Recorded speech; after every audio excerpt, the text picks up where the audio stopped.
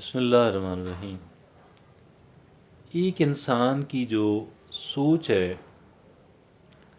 اور اس کے سوچنے کا جو انداز ہے وہ اس بات کا تعین کرتا ہے کہ ایک انسان خوش رہے گا یا ناکام رہے گا، کامیابیاں حاصل کرے گا یا پھر ناکامیاں ہی سمیٹتا رہے گا، معاشرے کے اندر کچھ عزت اور مقام حاصل کر پائے گا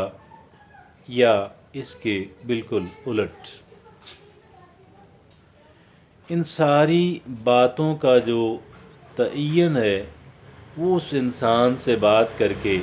کیا جا سکتا ہے، اس انسان کی سوچ کے اندر جھانکنے سے اس بات کا تعین کیا جا سکتا ہے۔ ایک وہ سوچ ہے کہ جو سوچ ہمیں یہ بتاتی ہے کہ میرے ساتھ فلاں بندے نے بھی زیادتی کی اور فلاں نے بھی کی، اس بندے نے بھی کی، اس نے بھی کی، اپنوں نے بھی کی، پرایوں نے بھی کی، گویا مجھے کسی بندے نے فیئرلی ٹریٹ نہیں کیا، نو باڈی ٹریٹڈ می فیئرلی۔ ایک انسان کہ جس انسان کی سوچ نے اسے ناکام بنانا ہے، اس انسان کی سوچ اور اس کی گفتگو اور اس کا جو طرز عمل ہے وہ کچھ اس طرح کا ہے۔ اب دیکھیے، کہتے ہیں کہ انسان جو کچھ بوتا ہے اسی کو ایک انسان نے کاٹنا ہوتا ہے۔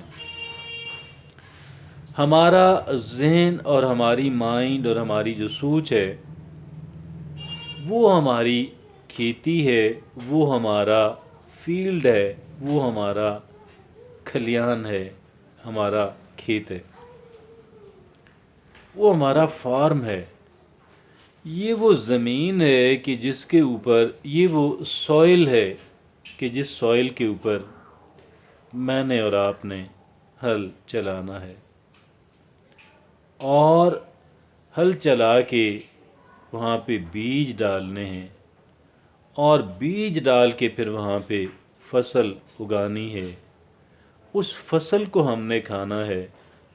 اس فصل کو ہم نے پہننا ہے، اس فصل کو ہم نے بچھانا ہے۔ وہاں سے جو فروٹس ہمیں ملیں گے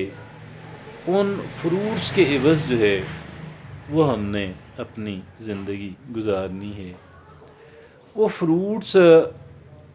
تھور کی صورت میں بھی، کیکٹس کی صورت میں بھی ہو سکتے ہیں، اور سیب اور آم اور اورنجز بھی ہو سکتے ہیں۔ یہ ڈیپینڈ کرتا ہے کہ ہم نے اپنی اس کھیت اور کھلیان کے اندر، ہم نے اپنے اس فارم کے اندر، ہم نے اپنی اس زمین، رقبے، مربے اور سوئل کے اوپر ہم نے کیا کاشت کیا ہوا ہے۔ آپ یہ دیکھیے،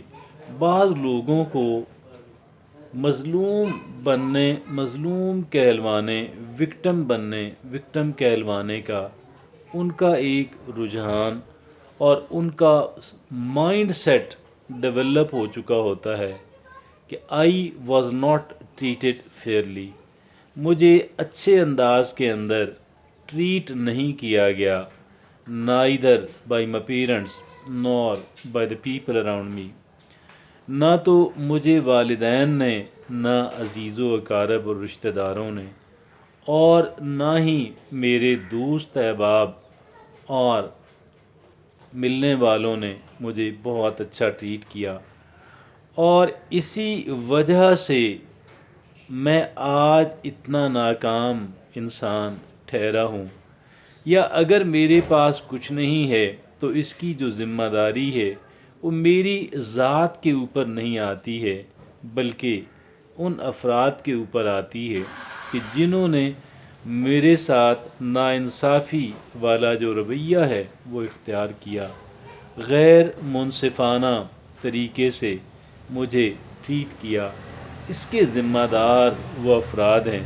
میں خود اس کا ذمہ دار نہیں ہوں۔ یہ وہ سوچ ہے، آپ یقین جانیے گا، کہ جو ہمیں یہ بتاتی ہے، جو ہمیں ڈس ایمپاور کرتی ہے، جو گویا کے اختیارات کو، ہماری زندگی کے بارے میں اختیارات کو لے کر چھین کر دوسرے لوگوں کو پکڑاتی ہے کہ جی دیکھیے میرے پاس تو اختیار ہی نہیں تھا، I was not having enough power, and if at all I was not having enough power، اگر میرے پاس اتنے اختیارات نہیں تھے، پھر آپ یہ دیکھیے گا میں کیسے اپنی زندگی کو سنوار سکتی تھی۔ میری زندگی نے تو پھر آٹومیٹیکلی دوسرے انسانوں کے رحم و کرم پہ ہی ہونا تھا۔ یہ بالکل جاہلانہ، غیر منصفانہ اور اللاجیکل ہے۔ بات در حقیقت یہ ہے، اگر ہم یہ سمجھتے ہیں کہ میری زندگی کے اوپر بہت کم اختیار ہے اور دیگر لوگوں کا میری زندگی کے اوپر ڈھیر سارا اختیار ہے، تو پھر شاید ہم ٹھیک ہی کہتے ہیں۔ لیکن اگر ہم یہ سمجھتے ہیں کہ میری زندگی کا اختیار میرے ہاتھ میں ہے، میں نے کیا بونا ہے، کیا کاٹنا ہے، اس کا اختیار دوسرے انسانوں کے پاس بہت کم ہے، میری اپنی ذات کے پاس بہت زیادہ ہے،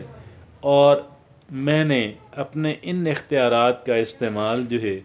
وہ بڑی ذمہ داری کے ساتھ، بڑی تندہی کے ساتھ کرنا ہے، تاکہ میں بہتر فصل کاشت کر سکوں۔ دیکھیے، جو کچھ ہم سوچتے ہیں وہی کچھ ہم کرنے پہ اور دیکھنے پر مجبور ہوتے ہیں، اور جو کچھ ہم کرتے ہیں، جو کچھ ہم دیکھتے ہیں، وہی ہمارے نتائج سامنے آتے ہیں۔ آج کے بعد ہم نے یہ فیصلہ کرنا ہے کہ بھائی نہیں، میری زندگی کو بنانے کا اختیار میری ذات کے اوپر ہے، اس کی ذمہ داری بھی میرے اوپر ہے، اس کا اختیار بھی میرے اوپر ہے۔ دوسرے لوگوں کا میرے ساتھ کوآپریٹ کرنا لازم نہیں ہے، لیکن ان کو کوآپریشن پہ موٹیویٹ کرنا، ترغیب دینا، قائل کرنا، پرسویٹ کرنا، کنونس کرنا میری اپنی ذمہ داری ہے، کسی دوسرے انسان کی ذمہ داری اور رسپانسبلٹی نہیں ہے۔ Let's take responsibility and let's change the results.